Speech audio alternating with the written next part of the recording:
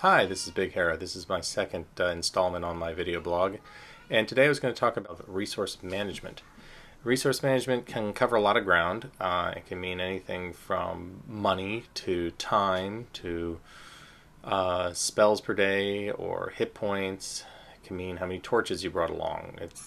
Like I say, it's a fairly broad topic, but it's also one where a lot of people sometimes seem to have some issues with it where they feel like too much detail gets kind of tedious or fussy and it's too much bookkeeping. That's a common complaint I hear.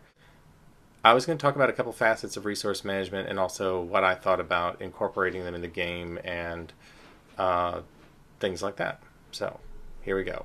Resource management.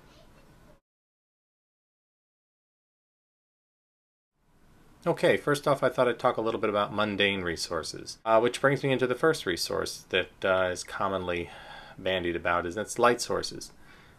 Now, be honest, how many people have played in a Dungeons and Dragons game or a game like Dungeons and Dragons where when you first equip your character, you spend your starting gold and maybe you buy a couple torches or a lantern or something like that, and you never think about it again.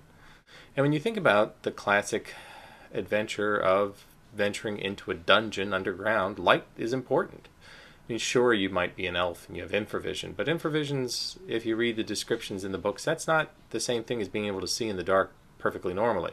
And as somebody who DMs a lot, you always want to impart a certain atmosphere. You always want to try and make it more than just a board game. You want to make it something where people are really thinking about what their characters are doing in the environment and the situation they're in. So if you don't have light, well, it's kind of hard to tell what's going on. It can get spooky. You might be worried about monsters jumping out of the dark or accidentally stepping into a pit or whatever. Another common resource is ammunition. How many people have ever bought a bow and arrow for their character and a quiver of arrows and never thought about refilling it? How many times has it ever come up, has the arrow broken? Or did you retrieve them all after the fight in the swamp? I mean, did any of the arrows sink into the mud and never to be seen again? This is the kind of thing where, yes, it can be a little more bookkeeping, but if you just pay attention and realize, yes, I shot an arrow, make a note. And usually there's either a mechanic in the rules or a very simple one that the DM can kind of work on the fly about whether you recover an arrow. Did it break? Did it get lost when you missed? And that kind of thing. And then you can say to yourself, oh gosh, I only have 5 arrows left. Now, some players will complain that that's just, harshing on them, that they have to carry hundreds of arrows or something like that. Well, possibly, but at the same time, I think from a excitement point of view, that can add a lot of suspense. You're trying to escape and you've been shooting your arrows and, oh gosh, you only have a few arrows left.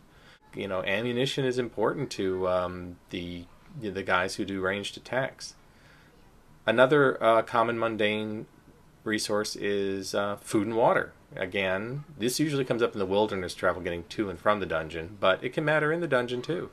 Water's heavy. How much water did you lug? Did you count on stopping for streams and stuff like that? A lot of times most DMs will kind of hand wave things like water when you're traveling overland, unless it's something like a desert situation. And I think that's fair, because I think there is a balance you have to strike between how much are you going to hassle them about every little thing and how much is just going to be sort of assumed. And then lastly, in the mundane supplies and resources, I was going to mention things like rope, tools, like one of the favorites in campaigns I run is the crowbar, which is an incredibly handy little device, or grappling hooks and shovels and picks, because sometimes maybe you want to go a certain way and the tunnel's partially collapsed. You want to dig your way through, or maybe you have to get this big slab of stone off of the entrance to the tomb or what have you. Sometimes it's not always just a simple door. You just pick the lock and walk on in. And I think it's important from the planning stage. It makes it feel more like a real expedition to really sit down and think to yourself, oh, it's supposed to be a deep cave. We better bring along extra rope. That 150-foot length of rope that we've been carrying around for the last 5 or 6 adventures, that might not be enough. So I understand the complaints about lots of bookkeeping and it being possibly tedious, but I will finish up this segment by saying If you look at things like the original rules about stocking dungeons, if you go back to things like the basic expert book and things where they have tables for if you want to randomly generate a dungeon, and you look at some of the guidelines there and in some of the other older versions of the game even, there's a whole lot of empty. It's not conceived as it, I think, originally as a game where you would simply go from room to room killing monster and monster and monster.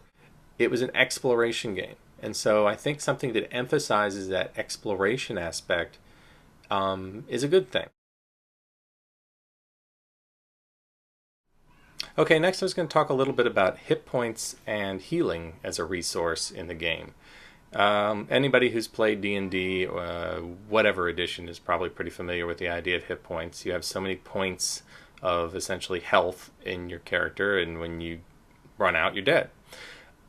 In older editions of Dungeons and Dragons and the respective retro clones, things like Labyrinth Lord or Swords and Wizardry, etc., characters tend to be fairly fragile compared to other games in some later editions of D&D, even at higher levels, but especially at beginning levels.